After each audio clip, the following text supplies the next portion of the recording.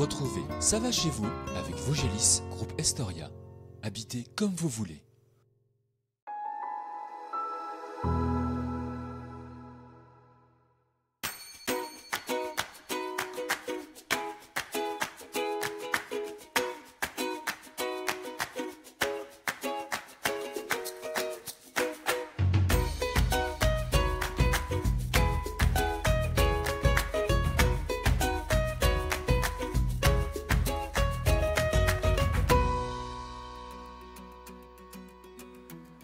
C'est dans la communauté d'agglomération de Saint-Dié-des-Vosges que nous partons cette semaine. À l'extrême nord-est du département, à 15 km de Raon-l'Étape, habitent les quelques 200 Hilaris montés.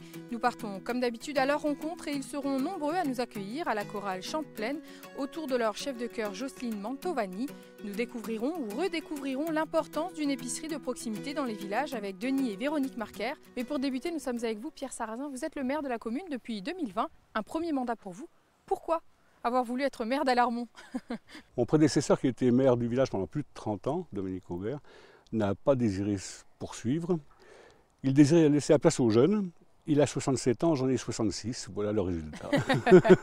Alors comment vous décririez le village d'Alarmont aujourd'hui? C'est un village qui est à la frontière de la Meurthe-et-Moselle, hein, c'est ça? Exactement. On est ici à 20 mètres de la rivière qui sépare les deux départements. C'est un village qui me paraît très accueillant, qui a une vie assez riche, aussi bien économique qu'associative. On en parlera tout à l'heure, oui. C'est un village où il fait bon vivre, j'ai envie de dire.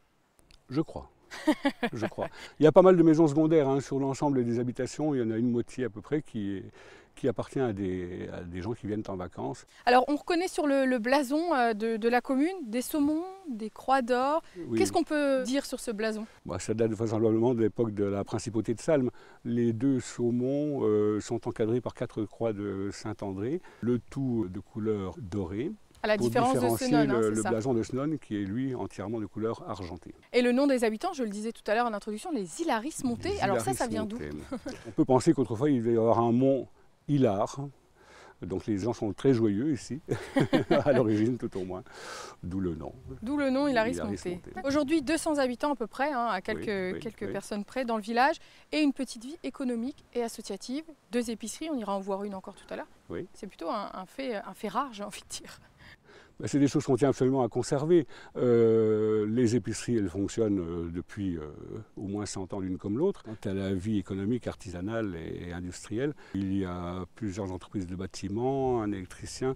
Ça bouge pas mal. Et la commune fait tout ce qu'elle peut pour maintenir ces activités-là, bien sûr. Est-ce qu'on peut dire qu'aujourd'hui, ça va chez vous à Alarmont alors? Oui, ça va. Ça va plutôt bien. Quid de l'énergie, de la hausse des coûts pour un budget d'une petite commune? Est-ce qu'on le sent? On est en train de préparer le budget de l'an prochain. Alors c'est sûr qu'on aura des problèmes comme tout le monde avec la hausse du prix de l'électricité. Dans un premier temps, on va sans doute réduire l'éclairage public la nuit. On va couper sans doute 1 ou 2 lampadaires sur 3. On va terminer sur les projets. Un projet spécifique surtout ici. Alors c'est pas un projet communal, c'est intercommunal. Le principal projet à l'ordre du jour, c'est la construction d'un bâtiment pour la garderie et la restauration scolaire du regroupement scolaire des écoles du haut de la vallée. C'est quelque chose, la garderie et la cantine, qui existe depuis une trentaine d'années. Alarmont a proposé aux 5 autres communes du haut de la vallée un terrain qui se prêterait bien à ce projet. Voilà, c'est en cours. Espérons que d'ici 2 ans, ça aura vu le jour. Et un autre projet dans la commune? Il y a une très belle maison au centre du village qui a un intérêt historique pour la commune et architecturale. C'est une très belle maison qui date de 1803, qui est à vendre actuellement, mais qui a des gros soucis de charpente. Et je pense que la commune serait bien inspirée d'acheter ce bâtiment. Moi, j'ai un projet qui me tient à cœur, c'est de créer des petits appartements pour personnes âgées non dépendantes. Et on pourrait en faire un lieu de vie intergénérationnel, c'est quelque chose qui est très à la mode, pour accueillir des artisans d'art, que sais-je, des associations. Elle a une façade absolument remarquable, qui est inscrite d'ailleurs au plan local d'urbanisme d'Alarmont, comme telle. Revenez dans 10 ou 20 ans, je vous en dirai plus. Eh bien, écoutez, rendez-vous dans 10 ou 20 ans. Alors merci beaucoup Pierre pour votre accueil. Nous partons nous retrouver la chorale Chante Pleine et sa chef de chœur Jocelyne Mantovani. Ils sont près d'une trentaine à se réunir chaque semaine pour chanter. Cela fait 20 ans que la chorale Chante Pleine existe dans le village.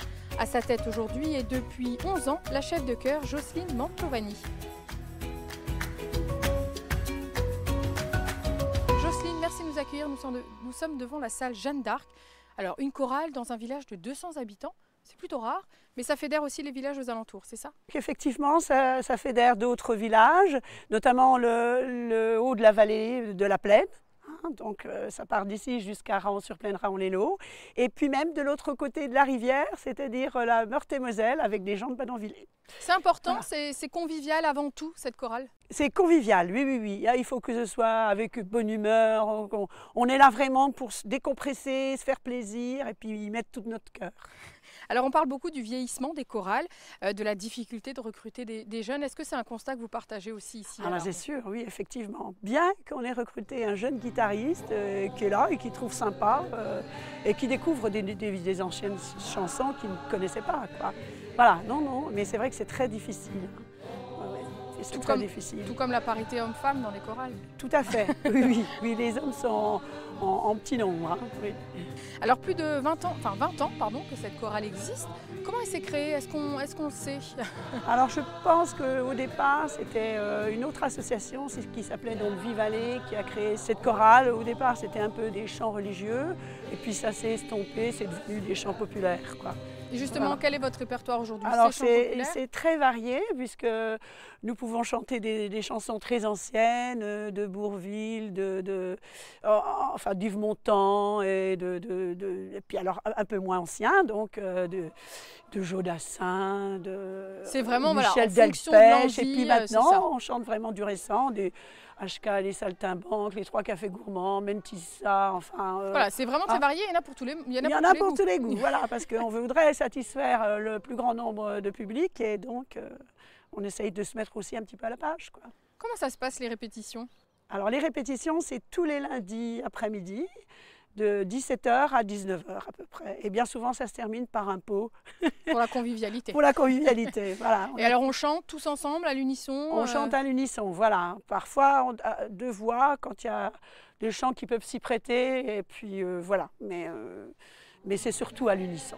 Est-ce que si quelqu'un a envie de vous rejoindre, est-ce qu'il y a des prérequis? Est-ce qu'il faut avoir une voix, je ne sais pas, sensationnelle pour vous rejoindre? Non, pas du tout. Tout le monde peut venir. Celui qui a vraiment envie de chanter, il chante. Bon, bien sûr, si on a des voix exceptionnelles, c'est d'autant mieux. Mais sinon, non, il n'y a pas de... Il n'y a pas de prérequis? Il n'y a pas de prérequis. Tout le monde peut venir. Est-ce que vous participez à des concerts, des rencontres entre chorales peut-être? Oui, alors on chante bien souvent avec deux autres chorales. Donc Musique à l'oreille de Badonvillers qui est dirigée par Anne-Marie Saillour. Et puis les Pervenches de la Ronx, mercredi chantant, avec comme chef de chœur Patrick Collat. Et alors vous parliez de musiciens justement? C'est pas courant, enfin c'est pas souvent en tout cas les musiciens dans une chorale. Alors ça nous a beaucoup aidé. Nous avons eu donc un musicien déjà de Badonvillers qui est venu, Jean-Marie Kayser, et qui lui nous a beaucoup aidé, hein, nous a beaucoup guidé parce que la musique ça aide quand même, on n'a plus de blanc dans les chansons. Et puis de là est venu d'autres musiciens, donc Yolande, Evelyne, Mathieu et puis André. Voilà. Là, Mathieu, Evelyne, Yolande et Jean-Marie guitare. Et puis André aux percussions. Les prochaines dates, les prochains rendez-vous peut-être pour la chorale, pour venir vous rencontrer et pourquoi pas rejoindre la chorale? Les prochains rendez-vous, nous avons le dimanche 4 décembre à la Ronx, à l'église de la Ronx, pour un concert de Noël. Le 10 décembre à Badonvillers, à l'église de Badonvillers, pareil, pour un concert de Noël. Et le dimanche 11 décembre à Larmont, concert de Noël. Eh bien on ne chôme pas, la chorale chante pleine. On ne chôme pas, non, on a beaucoup de travail. Alors après on sera en repos pour les fêtes de fin d'année. Pour les fêtes de fin d'année.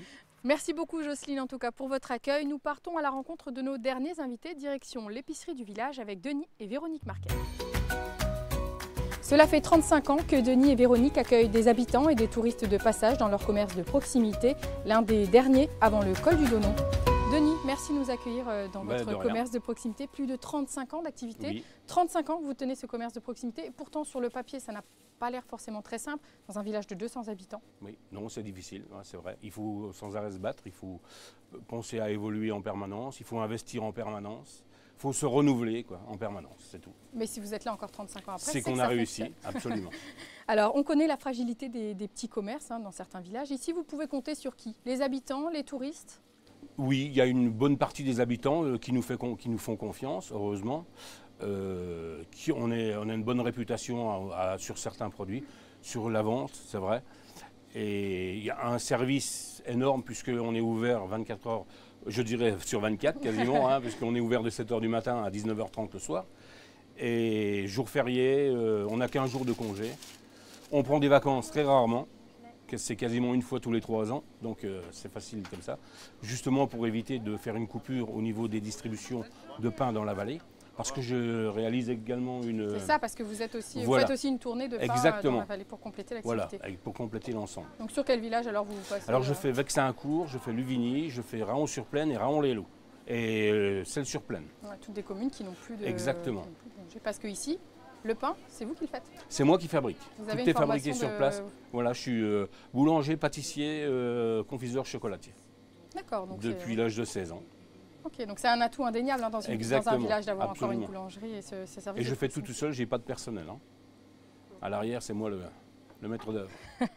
Donc de l'alimentaire avec du pain, des pâtisseries, on le voit autour de nous, que vous confectionnez, donc vous, et aussi des services, donc de l'alimentaire plus général. Hein, oui, il y a de tout. Ici, on peut vivre dans ce village sans... Juste avec vous? Rien qu'avec moi.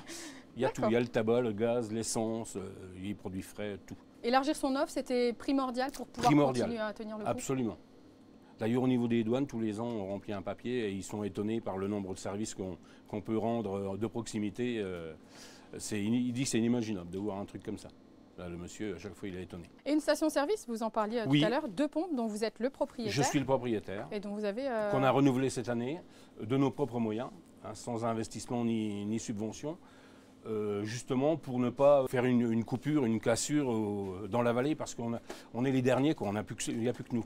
Bon, on ne peut pas rivaliser avec Centre Leclerc à Raon-l'Étape, c'est pas possible. Au niveau des tarifs, on ne peut pas.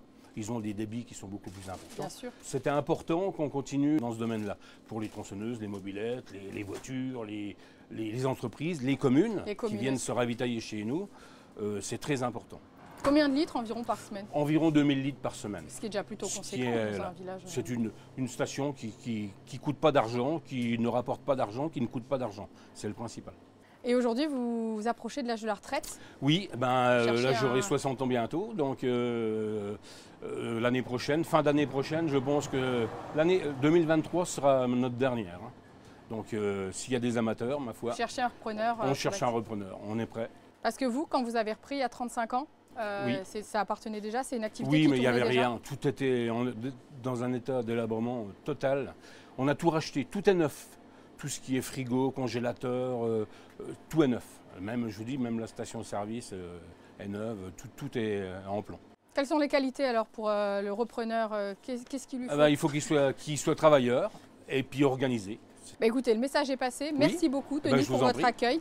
Notre émission est terminée pour aujourd'hui. Je vous donne rendez-vous la semaine prochaine pour découvrir un nouveau village vosgien. Merci à toute l'équipe pour la réalisation de cette émission et à la semaine prochaine. À bientôt.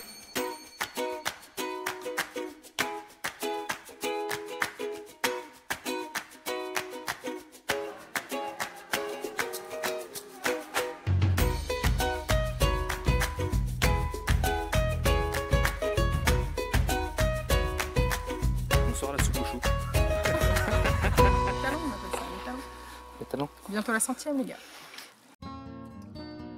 Retrouvez Ça va chez vous avec Vosgelis, groupe Estoria. Habitez comme vous voulez.